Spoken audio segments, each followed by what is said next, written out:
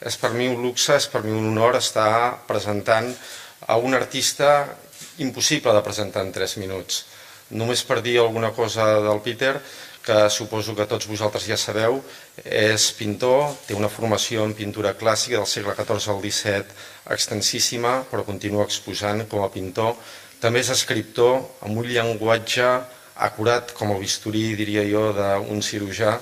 És una persona, a més, que domina moltíssimes arts, és autor també d'instal·lacions, és videojockey, és autor d'òperes i director d'òperes, però quasi tots nosaltres el coneixem com a cineasta, com a director i guionista de cinema d'algunes de les pel·lícules que almenys a mi m'han marcat més i que ens han obert noves vies als que volem crear i als que volem fer coses en cinema. I have long thought that most people, thanks to a very, very impoverished education system, that most people are visually illiterate. Now that, of course, is a provocation. I will follow that up. I'm going to ask you a question. Who of you actually think in this audience believe, in fact, that you are visually literate? Let me ask that question another way. How many people have been to art school? How many people have been to design college? How many people have been to architectural college? Please indicate with a show of hands. Put your hands up really high. I'm not going to count you, but I'm going to give some sort of idea. And it normally always works out about like this. In an audience of maybe 100 people or 1,000 people, probably something like 10%. 10% of the audience can actually claim to be visually literate.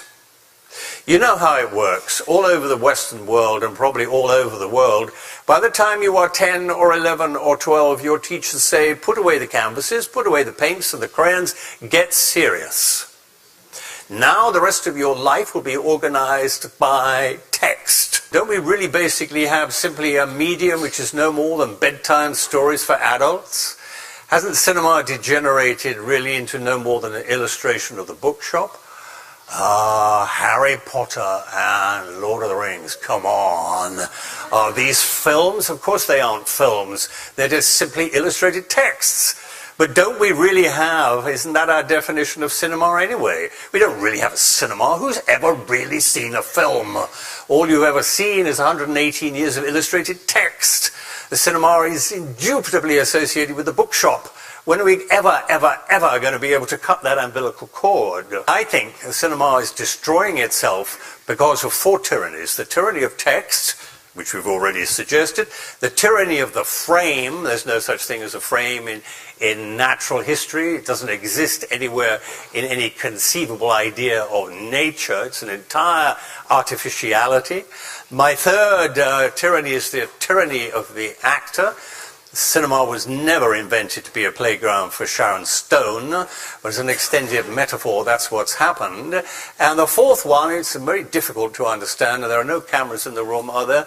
We have to get rid of the camera. I think that you have become in your work every day more radical, as you said. I mean, whereas a director of the Value of an Architect and The Cook, the Thief, His Wife and Her Lover, because you are just becoming every day more radical.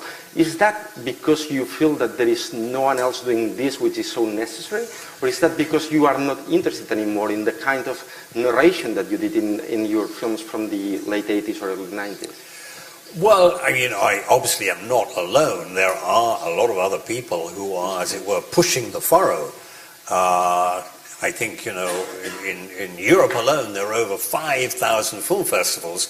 And if you are a continual, you know, aficionados of a film festival, you will see huge amounts of experimentation. The chances of you seeing these films outside of a film festival get less and less.